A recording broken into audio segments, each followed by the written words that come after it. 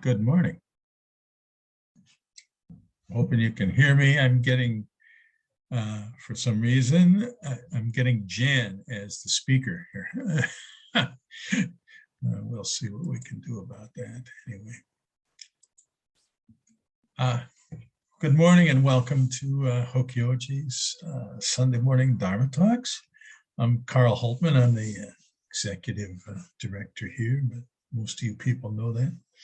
Anyway, this morning I want to welcome Reverend Kikan Mike Howard. I've got a little bio. He started practicing at Clouds and Water in the late 1990s. Recently, he's been the youth practice leader there for 2 years, including 3 months on Zoom during the pandemic. He's also an independent app developer. He produces the Katagiri transcripts website and podcast at katagirytranscripts.net. His interests include Buddhist psychology, emotional integration, and data visualization. So the title of his talk this morning is "Don't Be a Board-Carrying Fellow." Katagiri Roshi on emotional intelligence.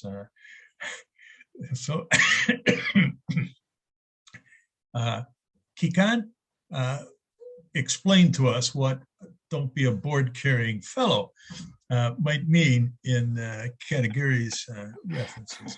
So, thank you. Well, we'll find out shortly, and you'll get to offer your own interpretations of what that means, because I don't consider my own opinion to be definitive, but it's something that he mentioned in a talk that we're going to look at. Good morning, everybody. Nice to see y'all.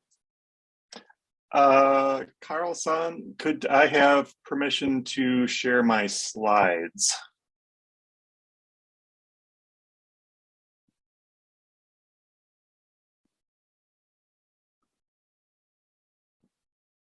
I wonder if we know how to do that.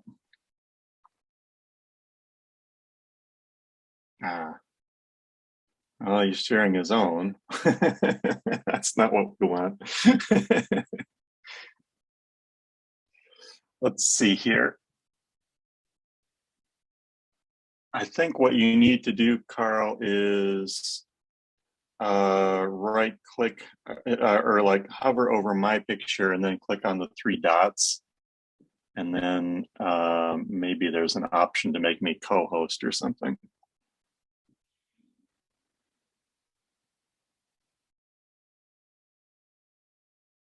Or if there's somebody who's more familiar with Zoom, maybe you could speak up if you remember how to do this. I'll look in email because Aaron told me how to do share screening when Bjarkran talked. Maybe I can find it. That's sharing your own screen, but what I need is to have permission to be a co-host or something so that I can share my own slides. Yeah, that's what I had to do for her too. But oh, okay. It's not. I didn't memorize the process. Let me see if I can find it. Or there's another way I could do this here if this is not going to work out. Let's see. I think, don't you have to go to the security tab? Carl, just so you know, you're muted. I hear you saying stuff to us, see you saying stuff to us every now and then.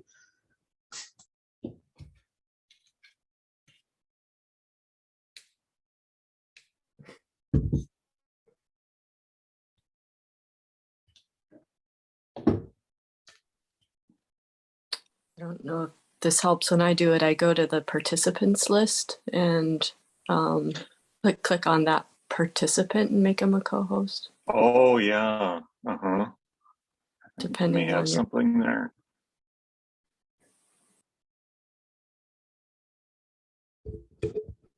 Click on participants at the bottom and then hover over me. There might be a way to do it.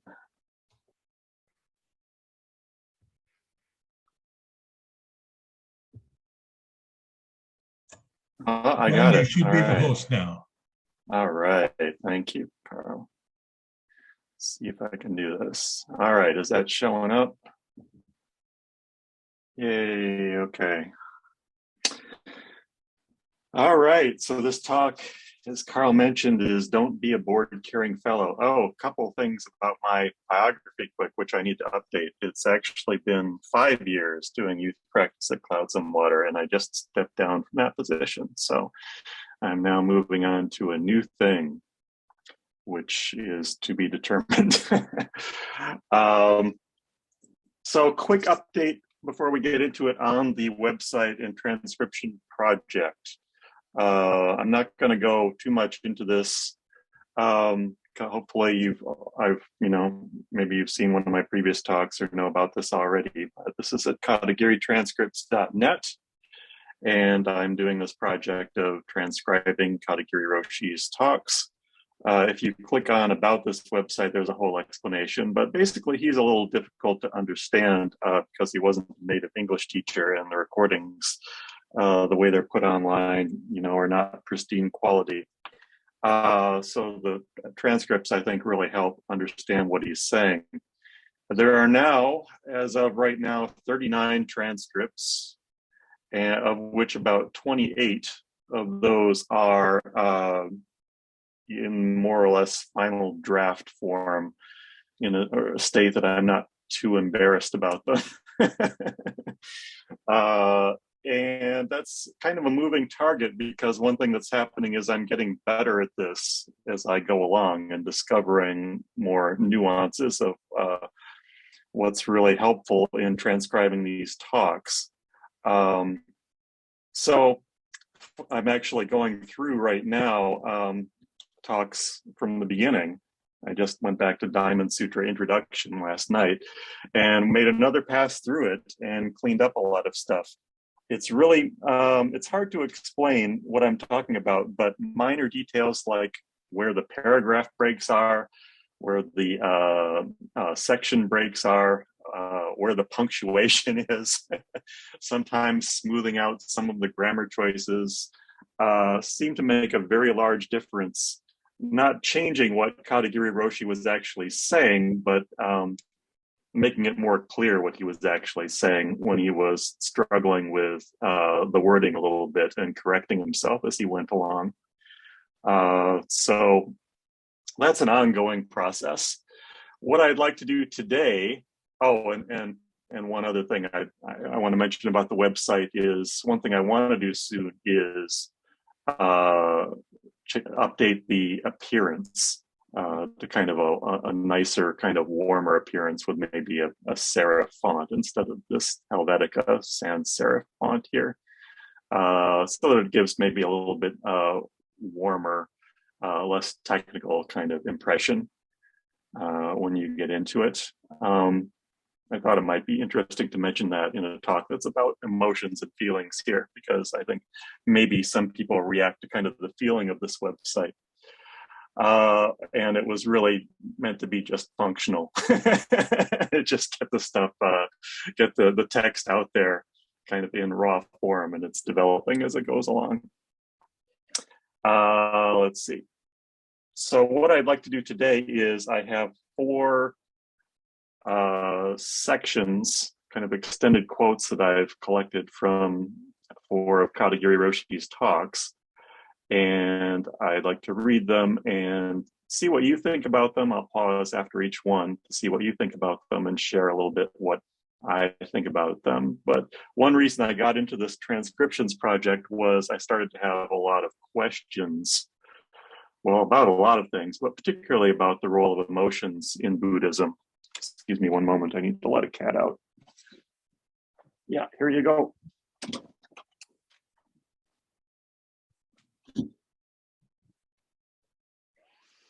Yeah, you know how that goes probably. And I was learning a lot of new things and wanted to find out what Katagiri Roshi himself said about these things to understand where they fit into our tradition. And broad overview, I've discovered that, kind of to my surprise, that Katagiri Roshi talks about feelings and emotions a lot. Like, it probably in more talks than not, it's at least mentioned. Similar to the way I was surprised that he talks about Buddhist psychology a lot. like probably in more talks than not. I think these were actually strong interests of his, but somehow I hadn't gotten that impression over the years. So anyway, let's get into it. This is the aforementioned board carrying fellow talk. This is from Blue Cliff Record, Case 1, The Highest Meaning of the Holy Truths, Talk 2, from November 18th, 1979. And here's my summary of the talk. This is something I do at the top of each of the talks. I try to make a little summary so I can remember what it is and what's in it. Why should we not be disappointed with this world if there seems to be nothing to help us? To answer this question, Katagiri Roshi examines the aspect of Buddhist teaching that is no perception of self and no perception of object. Going further, or is it farther, he explains why we shouldn't attach to either a perception of an object or a perception of no object. This leads to, is this the right? No, this is the wrong description. I'm sorry, I screwed that up. This is totally the wrong description. Hang on just a second. I need to find what the actual description is. I'm going to share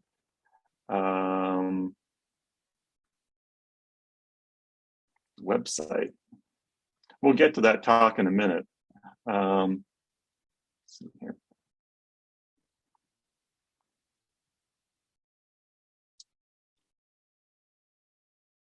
Copy and paste failure. Okay, can you see that all right? Okay, so this is the actual website. I'm going to scroll down to Highest Meaning of the Holy Truths, Talk 2. Here we go. This makes more sense. Why is there no merit? Katagiri Roshi covers one of the most famous stories in Zen Buddhism, Bodhidharma's meeting with Emperor Wu. Along the way, he explains Tanpan Kan, a board-carrying fellow. The meaning of the inscription on Rainier Maria Rilke's grave, and the space between silence and speech. He says that we may find the spirit of Zen pointing directly beyond words and language by studying the Blue Cliff Record. He concludes by saying that we have to understand our practice in terms of general Buddhism, beyond Mahayana and Theravada, and beyond the Rinzai and Soto denominations. That's my summary of what's in this talk. So let me go back to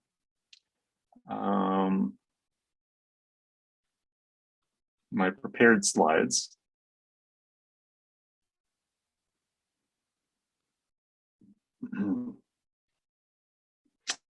Okay.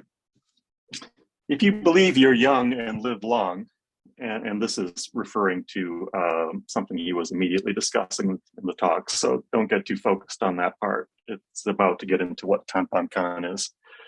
Such a person is what is called Tanpan Kan in Japanese. Tan means to carry. Pan means a board, a long board. Kan means fellow, person. So Tanpan Kan means a fellow who carries a board on his shoulder.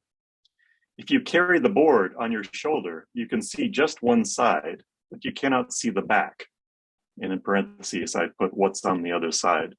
Stuff in parentheses is stuff that I'm adding as my own comment. That is prejudice.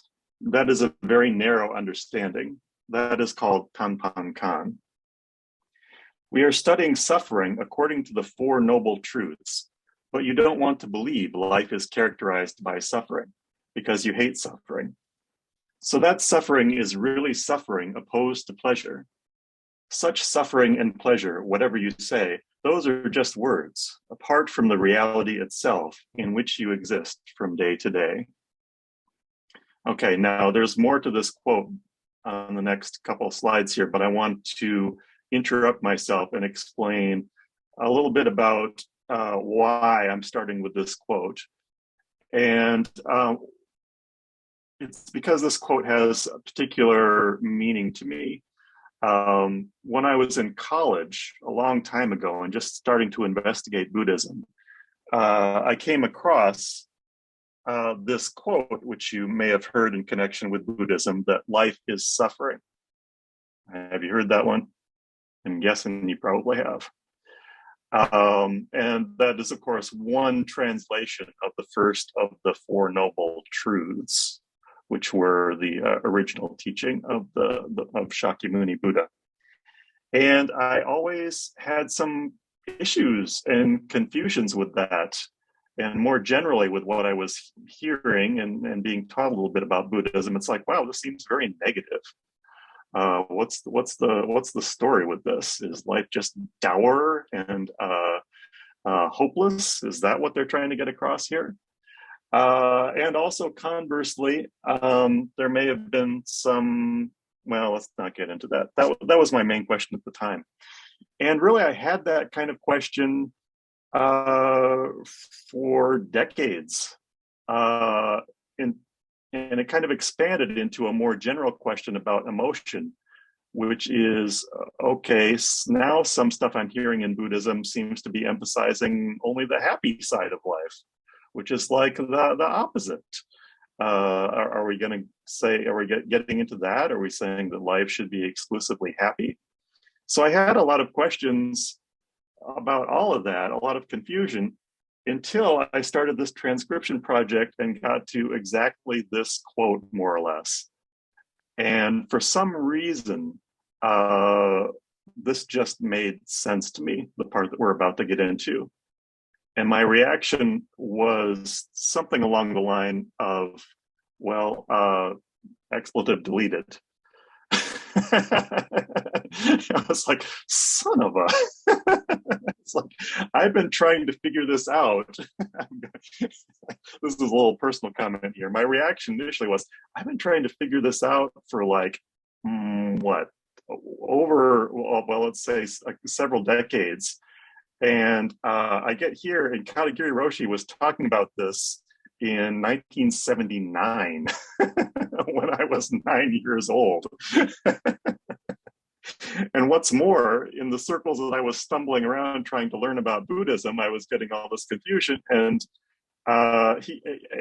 if I'd been like a little bit more active in getting out and investigating, he was still like alive at the end of his career at that point. It would have been technically possible for me to get over to Minnesota Zen Meditation Center and find out the answer from him directly.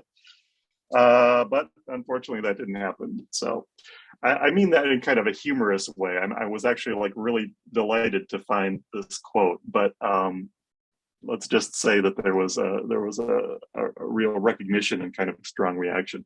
But let me keep reading. So maybe you'll see why that is. Of course, we are very lucky.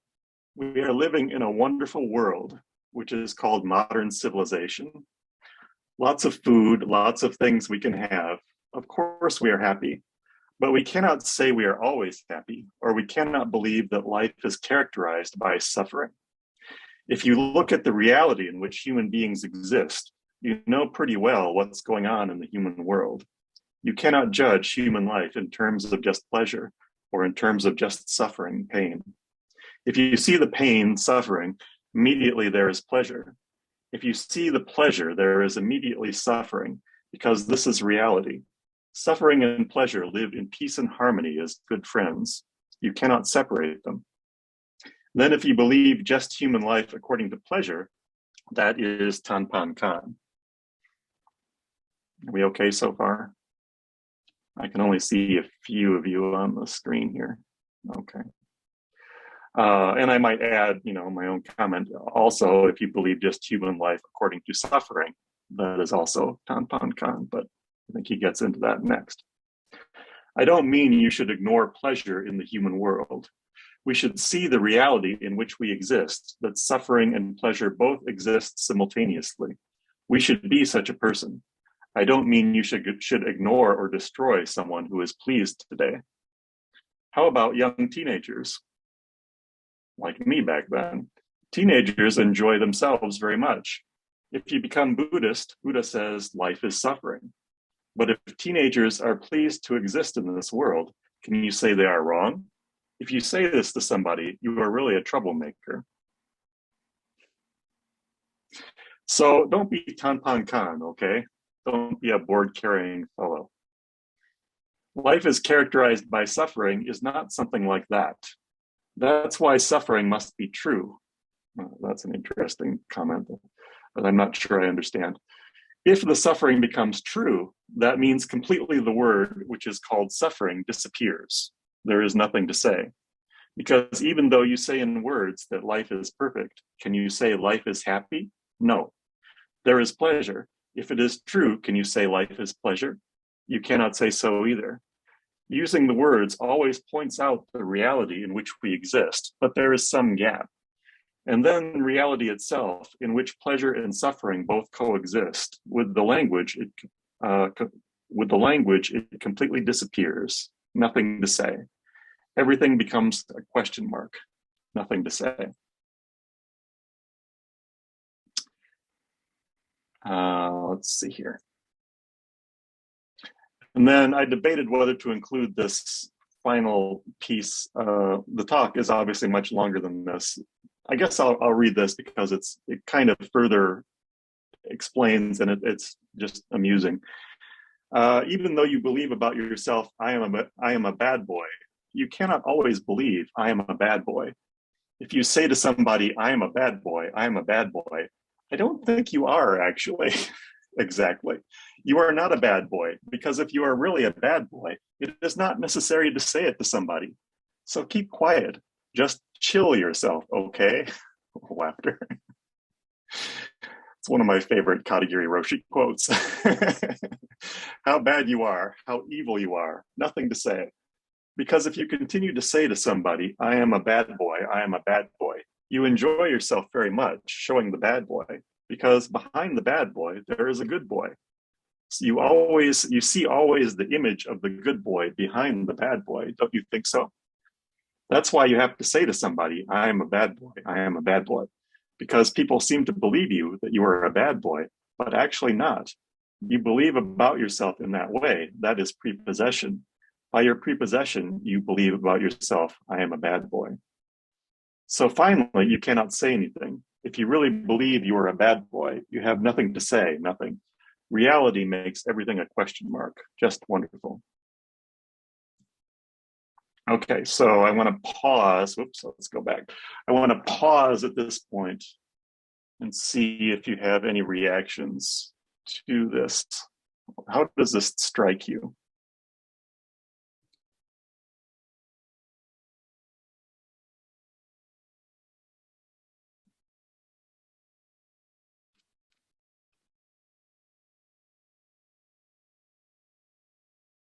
Do you get anything from this? Kyoku-san? Not again. I'm not sure what you mean. Well, this is continuous Buddhist practice, is realizing what he's pointing out here, that the very thing that we go toward with grasping in mind, or buried deeply below our consciousness, the more we realize the truth of reality as it is, but the more we miss it because we're too busy trying to get it. This is an ongoing theme for all people that are studying Buddhism, for sure. Mm-hmm. Thank you for that. Anybody else want to say anything? Okay. Let me talk about what I want to say about this. Let's see here. So this is from emotiondynamics.org. This is one of the things I'm studying in relation to emotions. And they have an interesting idea about emotions. Central to it are these kind of 4 principles that you could consider. And with each of these 4 principles, there's actually kind of a frequent, I would say, misconception or misdirection about what emotion, what's the phrase that I'm looking for? A frequent problem that comes up in how we deal with emotions. The 4 are: welcome all emotions equally, understand intensity, understand quantity, and learn how to work with emotions. Now, this welcoming all emotions equally, this is getting into a concept that's called valencing. Sometimes we valence emotions and divide them into so-called positive emotions and negative emotions. And the theory I'm working with here is that there are no positive emotions and no negative emotions. All emotions arise, well, for a couple reasons, but one reason is to give us some information about what is going on. And a couple of the other keys here kind of factor into, I think, our broad misunderstanding on this subject sometimes. One of those is understanding the intensity. Often we have the idea that emotions are always intense. Like, for example, strong anger or strong fear. Those are the things that we tend to identify as emotion. Whereas if we're just sitting around, like looking out our window, like I'm doing right now, and experiencing a mild melancholy or something, that's viewed as like more of a neutral state. Sometimes we don't even pick up the fact that there's an emotional current there, that there's a feeling. So if we're identifying, like strong, like rage or hatred or something as emotion, then yeah, it would be easy to see that there's a problem there. Because it seems like it's causing problems for us, and indeed it probably is. But those are just the intense forms of emotions, where perhaps we haven't listened to the emotions in their kind of like earlier, more subtle states.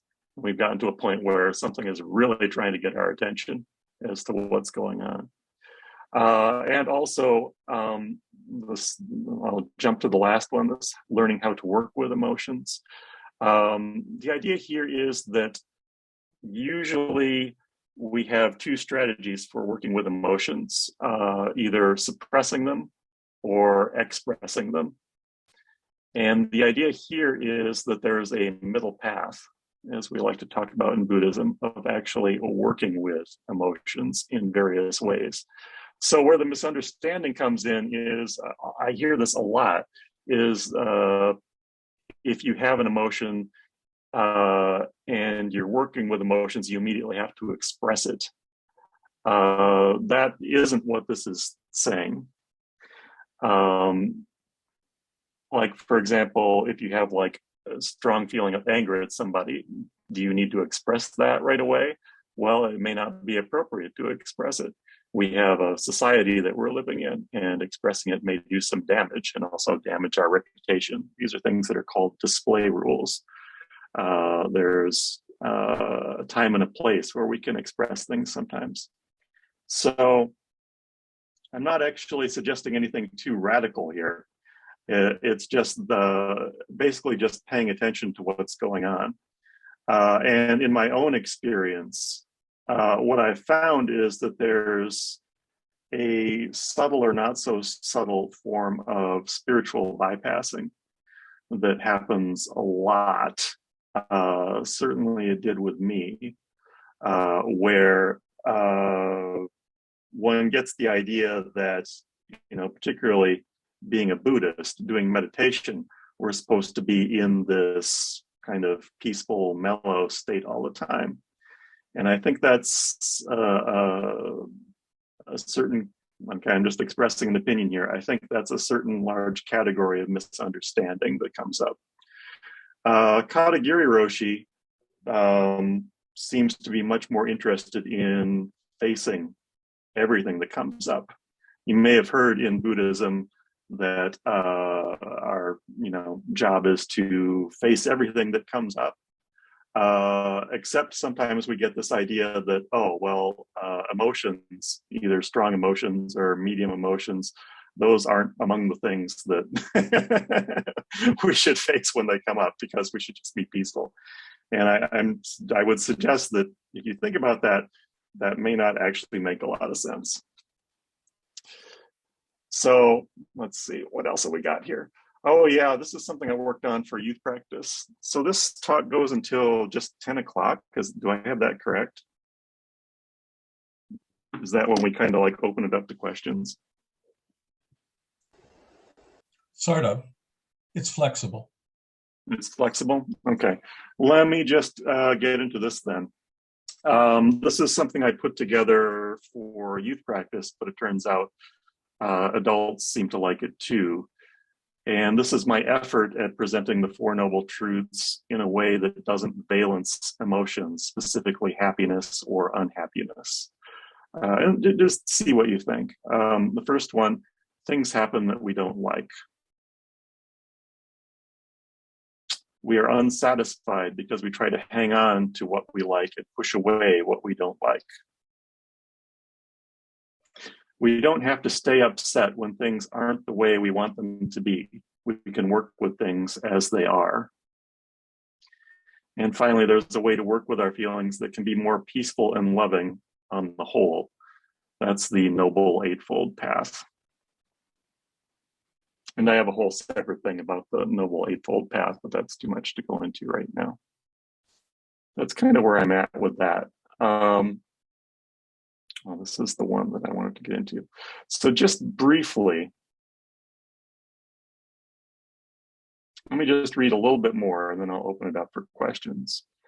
Because I feel like I haven't presented enough of what Katagiri said. So I'm just going to read this. This is from Diamond Sutra Provisional Being.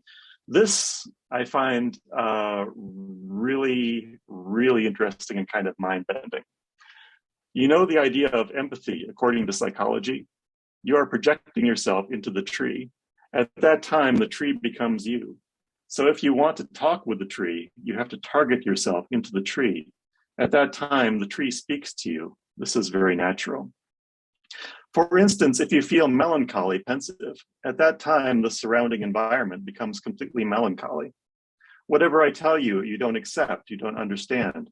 If you feel sad, everything becomes sad. When it rains, the whole world becomes melancholy. Go up above the clouds with an airplane, it's shiny, but rain, it's rain. You don't feel good because we believe the whole world seems to be melancholy. This means we can move initiatively to the object, creating our world. In other words, the world doesn't exist alone. The world always exists connected with the subject in many ways. But we cannot always believe in that way. For instance, even though you feel melancholy, if you see the beautiful morning sun rising, you feel good. Don't you think so? Wonderful. So we do not always create our environment by our feelings. Sometimes the object creates you. Even though you feel sad, if you see the morning sun rising, you feel great. You feel how beautiful it is. According to empathy, here's where we get a little interesting, I think. According to empathy, that understanding is a mistake, a misunderstanding. Because if the morning sunlight makes you happy, at that time you believe the morning sun rising has a mind, as well as your mind. According to empathy and psychology, this is a misunderstanding.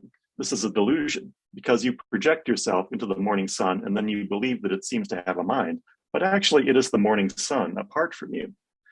That is the psychological understanding, but that is a misunderstanding, broadly speaking, because we are distinguishing between subject and object. If you always see or accept subject and object separately, there is not a warm feeling of the world, not a feeling of warmness communicating between the subject and object. So an important point is, if you see the morning sun and the morning sun makes you happy, at that time, whatever you think intellectually, morning sun has a mind, has feeling. That feeling is completely universal. That feeling is something through which we can have mutual rapport between the morning sun and you. Psychologically, this is universal consciousness, or according to Buddhism, that is Buddha nature. So the morning sun, the subject, trees, all sentient beings have feeling, universal feeling, as well as we have. That's why we can communicate with each other. So the object is not always something giving a sense of resistance or antagonism. The object is wonderful. The object is a being which exists in a huge universal vision. I think that's nice. The part that's very nice, I think, and kind of mind-bending. The part that I'd like to highlight in particular is that's why we can communicate with each other. What we're doing here And I would suggest, particularly in the realm of emotion and feeling, is communication. That's what empathy is, in a sense, is communicating. Emotions are how we communicate with kind of within our self, so-called, and also the primary way that we communicate with other people before we get into words and language, which are also a perfectly valid thing in themselves. But sometimes we lose track of this one a little bit, I think. So I enjoy hearing about something like this. So I'm going to call it off there. That was nowhere near the amount of material that I wanted to get into today. It was like, this is the problem, so-called, with doing this transcription project. Is, I swear, there is so much material, and the vast majority of it has not been in any of the books. I'm starting to come across some of it that is in the books that are based on Katagiri Roshi's talks, but a lot of it is not. And there's so much to talk about. It's just crazy. But there's just a little, I don't know, a little something to consider, and I'll open it up for questions, or if we need to wrap up at this point.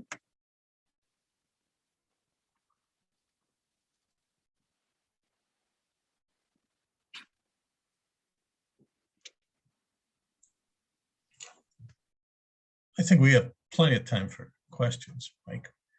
Cool. Kikan. So anybody, I think we got a few questions, so go ahead, call on. Kat, did I see you? Yes. Hi. Well, you know, this is not so much a question as maybe a response to your initial question that Kyoku responded to. And that is, you know, I was thinking about, you know, we say we're a bad girl, a bad boy, or sometimes we say, I'm a good girl, right? And it makes me think about what one of my professors said in school, and that is that everyone has a cover story. So when you first meet someone, they have a way of even if they don't say it in words, they have a way of summarizing themselves as an individual, therefore separate, right? And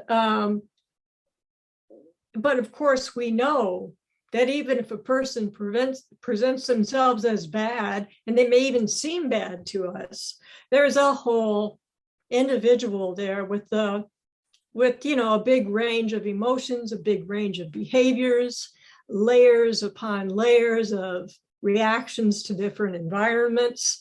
We're all very complex. We're all very, as you say, universal, like this feeling of the sun. So there's always something to truly empathize with every individual we encounter, you know. And I feel like in our culture that we live in now, we're encouraged almost not to see life as one mind, because we strive to be individuals over here. So everyone feels like they have to have a cover story, because I can't be the same as everyone else. I have to, even if it's, you can see this in children's behavior, even if it's disagreeable, I have to celebrate myself as being different from everyone else. I need to be noticed. And I think about that all the time, how culture can make it easy or so hard to envision emotion as being something not individual. Anyway, that's all I got. Thank you very much. I think that's a lovely point. The only thing I would add to that, well, I may add a couple things to that. One is, in a sense, we are individuals, and that's fine. We don't need to lose track of that. It's just that that's not all we are. And that's a big thing that we kind of lose track of, I think, as you're saying. And the thing that was coming up for me in what you were saying was emotions and feelings, in a way, kind of get beyond our cover stories a lot of the time. We do have these cover stories. We have this intellectual idea, okay, I'm going to present myself as so-and-so. And to some extent, you can even do that. And a lot of the time, you can even fool people. And on some levels, we're not really fooling anybody. Right. Exactly. The cover, there's always things that leak out around the edges of the cover story for sure. Yeah. It's also, how an individual experiences your cover story. Some people will see through it immediately. And so the cover story can kind of start to melt, because I think we're restricted. Even if we have a very positive self-image, we're very restricted by our cover stories. They keep us from being truly free of mind. But you're right. I mean, whatever it is you present, one way or another, the truth is revealed eventually. Because, yeah.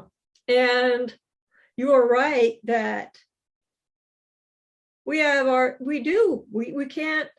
I can't deny it. Every day of my life, I spend most of my time feeling as if there's something of me walking around in this package that's my body, So we are, and we are regarded as individuals. So you can't, that's another, well, it's just one of those, it's almost like a koan. It's one of those conundrums that we have to balance, we have to work through every day. Yeah. One thing that I didn't share that I would like to, just really super briefly here, before I go to Carl here. Let's see here.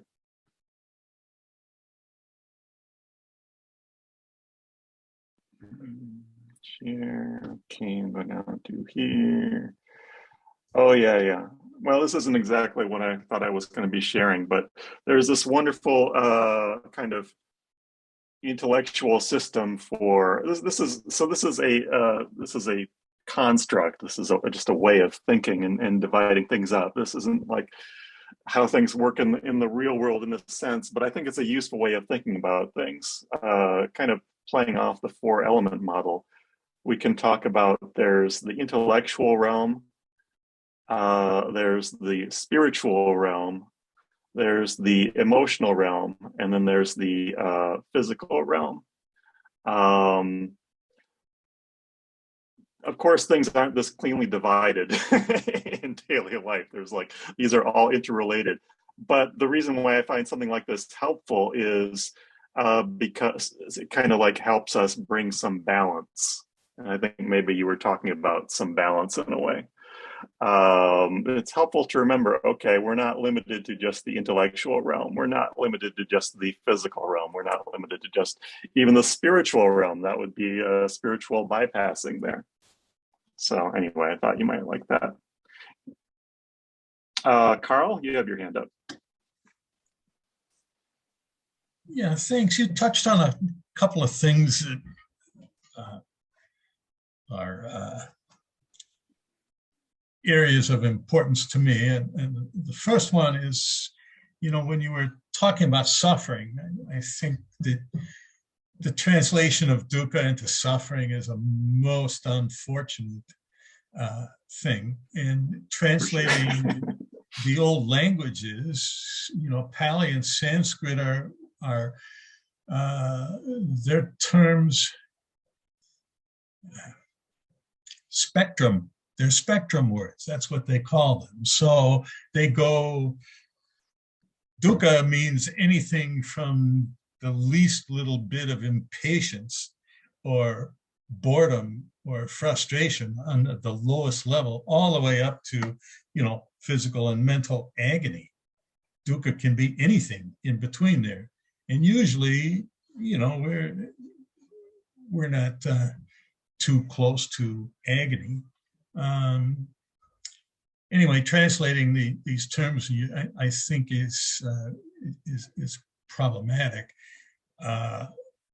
I think it's better to talk about dukkha than it is to talk about suffering, but that's true of a lot of the terms. But the other thing that stood out to me when you were talking about emotions and feelings, and this always brings me back to the idea of Vedana, which are often translated as the feeling tones. And these are, I think, close to what you were talking about as the valences, because Vedana is before you have any reaction to what you're feeling. It's positive, negative, or neutral. Maybe we don't care about it at all. And then when we react to Vedana, is when we're actually having emotions. So it's always made sense to me to differentiate between what arises, the immediate before thought arising of a feeling, which is value neutral. They're not good, they're not bad, they just pop up. And they say to break the 12 links of causation, that's the weakest link there because it is value neutral. But as soon as we start thinking about that, as soon as we start reacting to it, then we're changing it into, we're starting to tell ourselves a story about it. And that the difference between emotions and the feeling tones, it always seems quite important to me. Maybe not so important to other people. Anyway, I just wanted to comment on that. So thanks. Thank you. There's just 1 second. There's like so much to go in there, going to there, as I'm sure you're well aware. I'll keep it brief. I wholeheartedly agree that the translation issues are important to get into and seemingly endless. And let me just say, I think we're at a really exciting time, actually, in that we're revisiting a lot of the way that this material has been presented to us that may have been colored by the culture and by the people it was arriving with. I think it's entirely appropriate for us to keep looking at that and saying, okay, which parts of this are Buddhism and which parts of this are Western interpretation of Buddhism and which parts of this are Brahmanism, which parts of this look a lot like Christianity. And that's way more than we have time to get into in this conversation. I would also add which parts of this is Taoist. Oh yeah, that too. Yeah, I don't mention that, but because I have less problem with that. It's more like we're kind of like good friends with that, but that's true as well. Yeah. So anyway, thank you. Hopefully we can have many more discussions about that in the future. Rushin, I saw your hand up.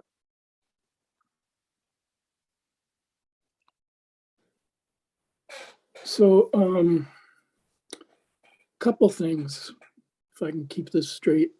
The volunteer coordinator at Open Arms, one of them anyway, likes to engage in hypothetical questions to kind of engage the volunteers in conversation as we're doing work. So his hypothetical, and he comes up with some interesting hypotheticals. So this week's was, if you had the chance to increase your endorphin level 90% for a year and achieve all the goals that you have right now, 90% of those goals right now.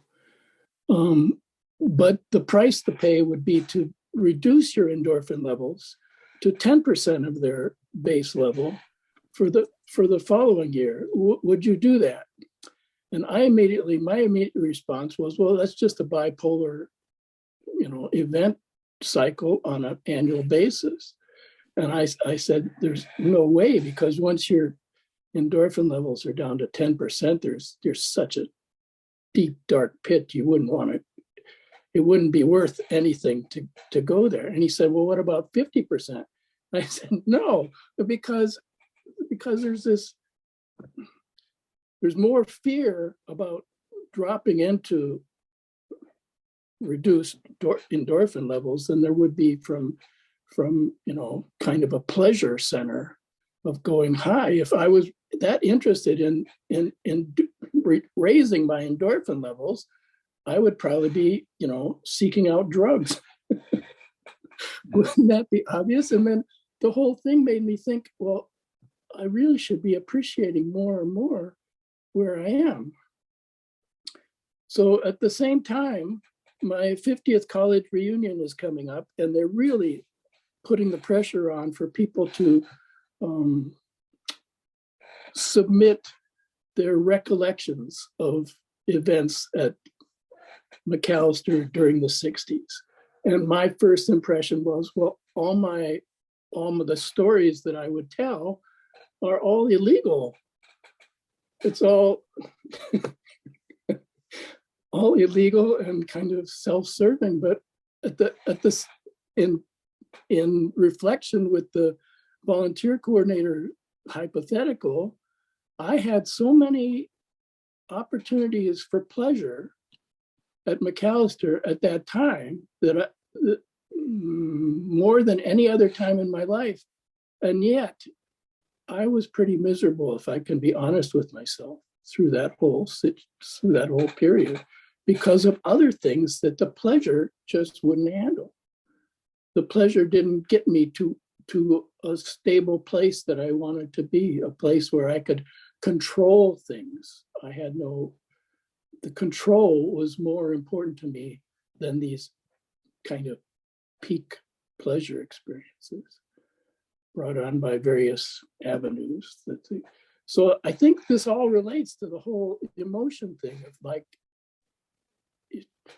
I don't want to go 90% higher because I don't want to go 10% lower. I don't want to go 50% higher because I don't want to go 50% lower.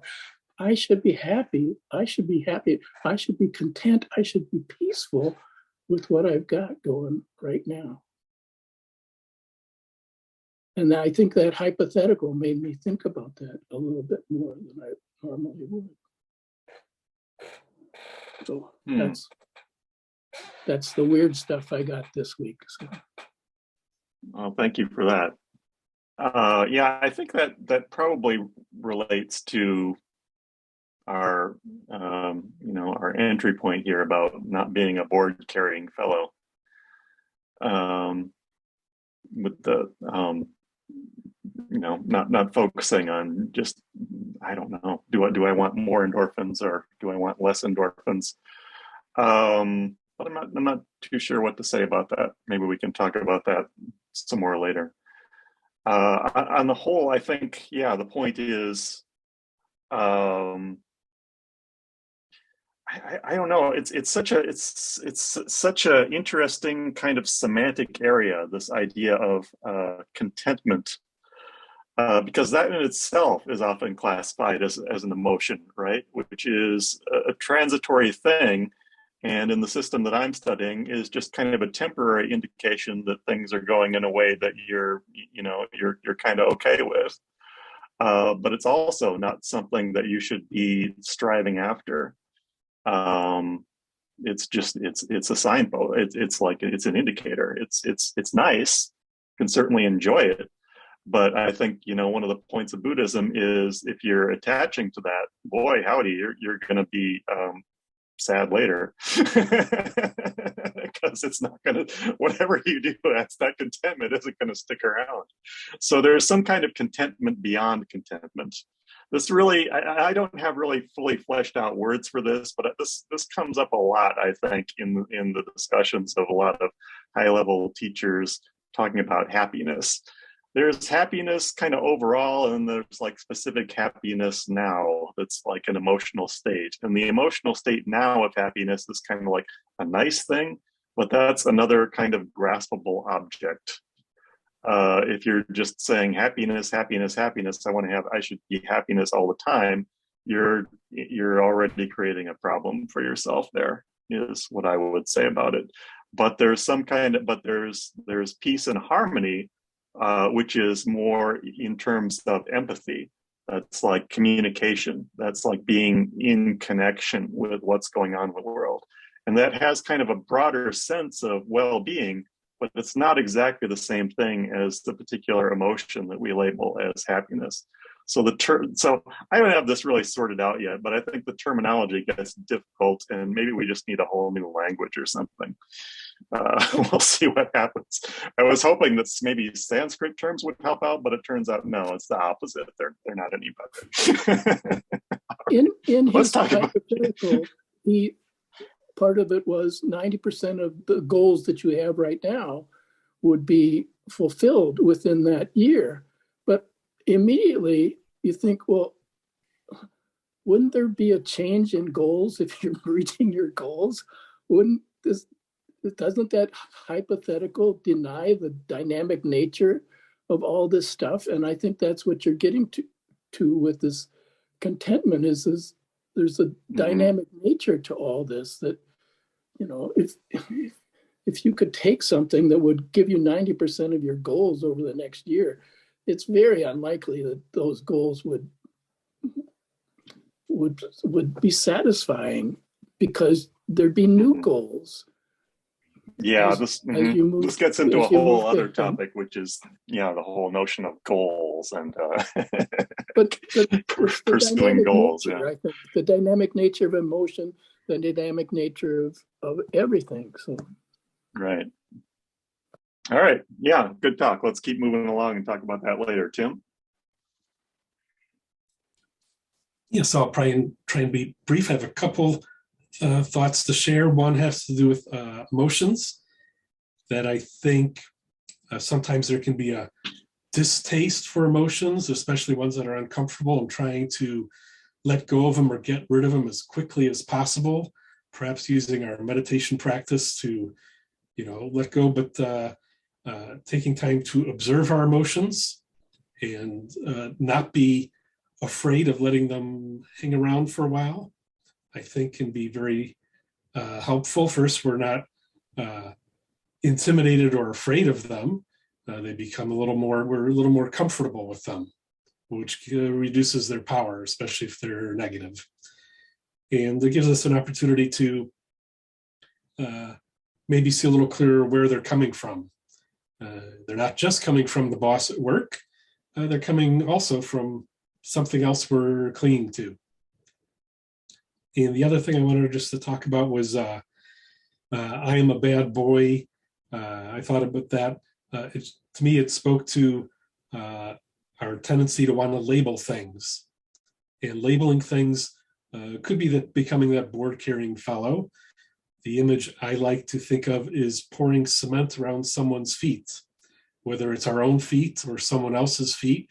That we label ourselves, I'm a bad person. We label someone else, they're an annoying person. And we think we're still being ourselves, we're moving our arms, but our feet are stuck because of that label. Or the other person might be running down the street, but what we see is them standing there because our label has pigeonholed them into something. And I'll just finish this. I have two sayings on my wall. And one of them speaks to this whole labeling thing. It's from Benkai.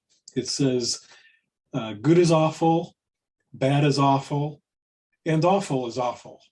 Things and events are only the product of circumstances. Like that as a teenager. So there it is on my wall. Can you say that one again? What's awful? Good is awful, bad is awful, and awful is awful. Things and events are only the product of circumstances. Oh, wow. So I don't want to be challenging here, but I think Katagiri might say the opposite of that in a way. It's like, what is it? Good is wonderful, bad is wonderful, wonderful is wonderful, awful is wonderful. Circumstances, events are wonderfully whatever you said at the end of that. Product of circumstances. Wonderfully, the product of circumstances. Anyway, thank you very much for your comment.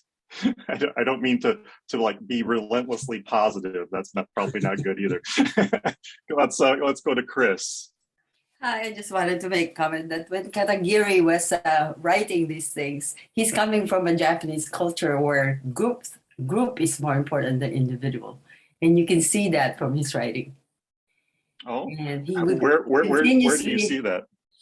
Well, when I used to listen to a lot of Katagiris, he is coming into a culture where individualism is pretty high. Group think is, the common theme is you have to think with the group, you have to work with the group. And then he goes into American culture and then he sees this. And so all his talk seems to kind of hit this every now and then. You will see it in his talks. But I just wanted to make that comment. But the last thing that I wanted to say is just from learning or practicing Buddhism, I have noticed that beyond happiness, beyond suffering, beyond contentment, what I notice in myself is that I learn to live with my emotion, to look at it, step back. Like right now, like 3 days ago, I just found out I'm being audited by the IRS. In the past, when this had happened to me, I would react really, really with fear, with anxiety. But this time I was so amazed that I was able to sleep 9 hours after that. I just looked at it and said, well, this happens. As you said, these are circumstances that happen to you. But the idea that I can watch myself and live with that emotion and say, okay, what are my options? Which is my personality. Okay, I can pay them whatever they want. I can ask them, because in the past I've always been found right. I was right, they were wrong. But this time I wasn't going to do that. I was just going to say, I'm going to look at my file and then I'm going to deal with this. But I need to be calm. You know what I mean? I need to not be so fearful. And I just noticed that. And the noticing of that is what he's trying to say. The noticing that you don't have to be pleased, upset, but you notice that you are there. You are with this emotion and you can live with that. And it's okay. You're not content. You're not suffering. You're not happy. It's fine. You have the skill. I guess that's what I would say. Skill is there. And I like that. I like that about me. I just discovered that. And I think that's what he's trying to say. You know? Well, thank you for that. I have a slightly different take on things as I've tried to present in this talk, and maybe it hasn't been coming across very clearly. I think that we can very subtly get into reactions against things like fear, and for people who, like I am an example of this, for people who deal with anxiety and even panic and trauma, I think it can be a little problematic to even have the suggestion that they should be feeling a certain way in meditation. If they feel calm, that's great. But if they're valencing that calm, and if as a teacher we're telling them that, oh yeah, you should be calm, that often backfires. It depends on the person, but I think that it really can backfire, and then that person is getting even more concerned that they're not calm, which is bringing up more anxiety and more panic. Because they're viewing those emotional states as wrong, as opposed to just providing information. And also, they're basically going in the wrong direction at that point. They're going away from their feelings. They're trying to go away from their feelings, just feelings that are coming up, as opposed to paying attention to what's actually coming up in this moment, whatever it is. No, that's my take on it. I'm not saying that you don't accept the feeling. I'm saying, in fact, you do.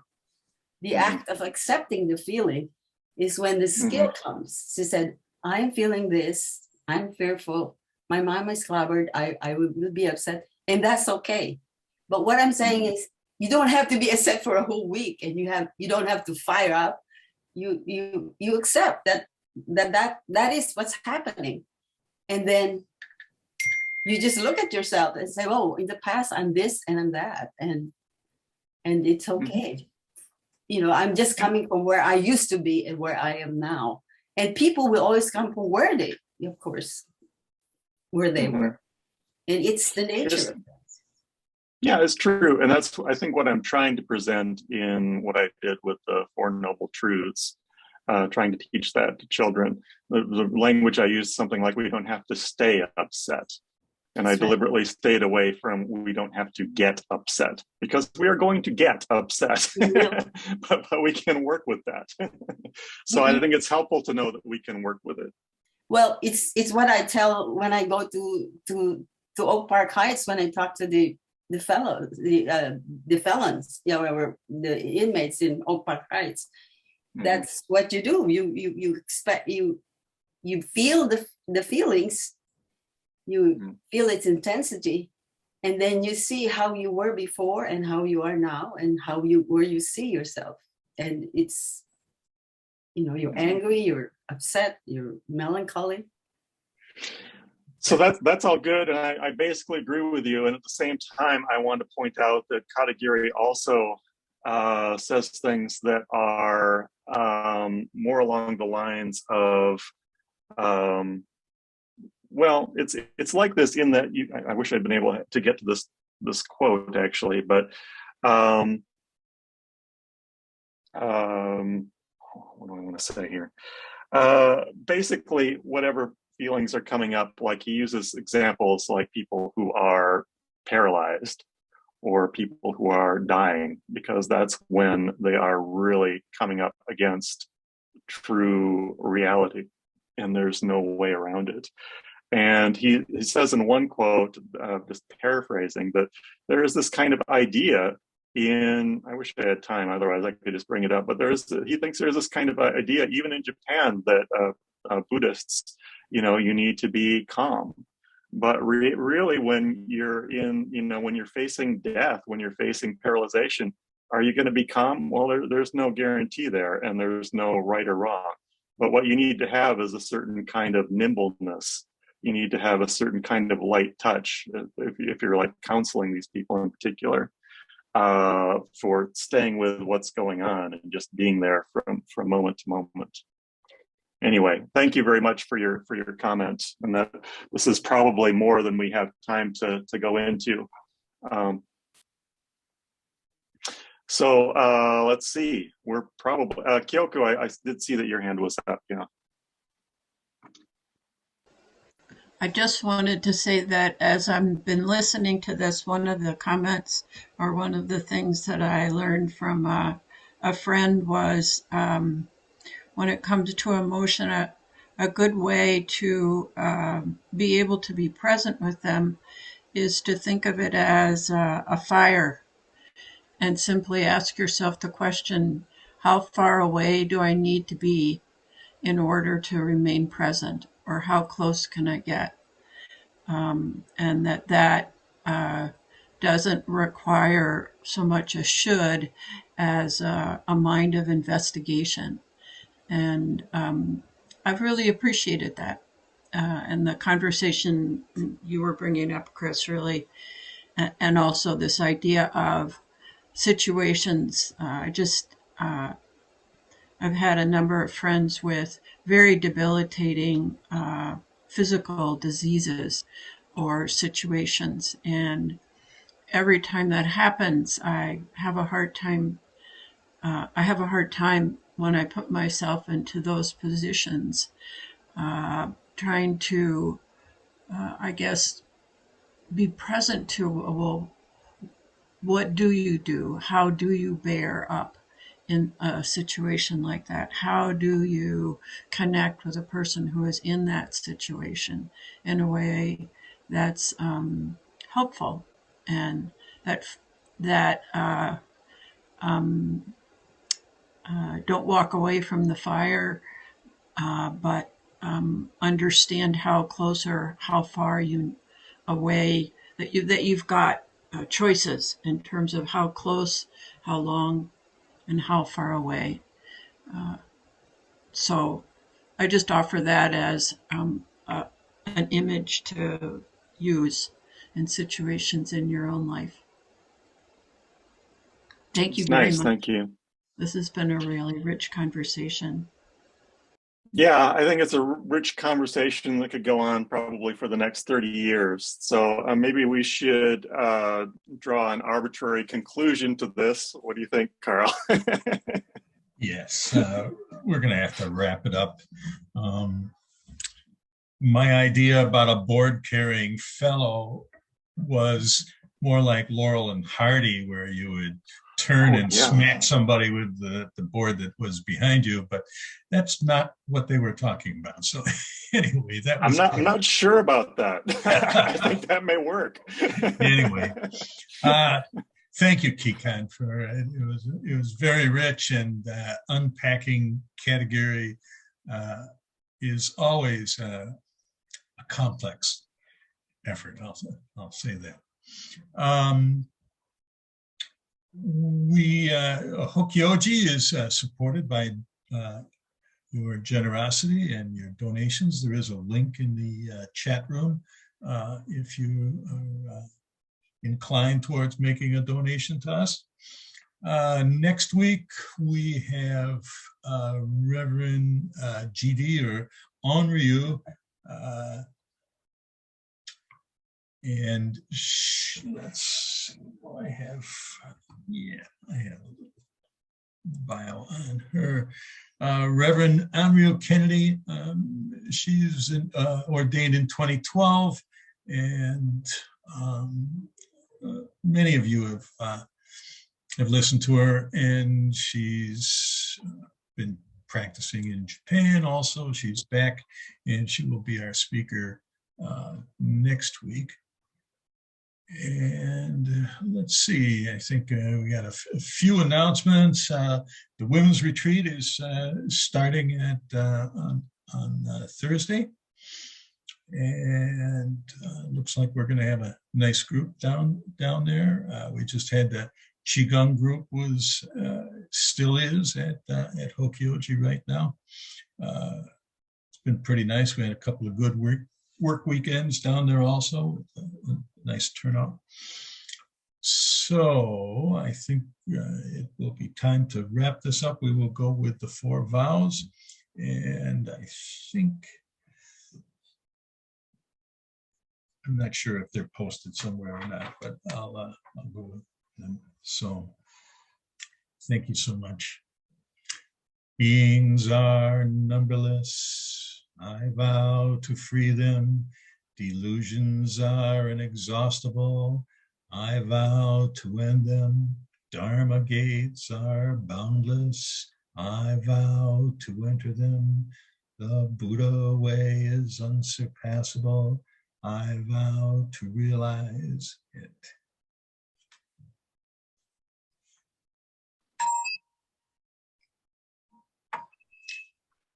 Thanks, everybody. Nice to see you all.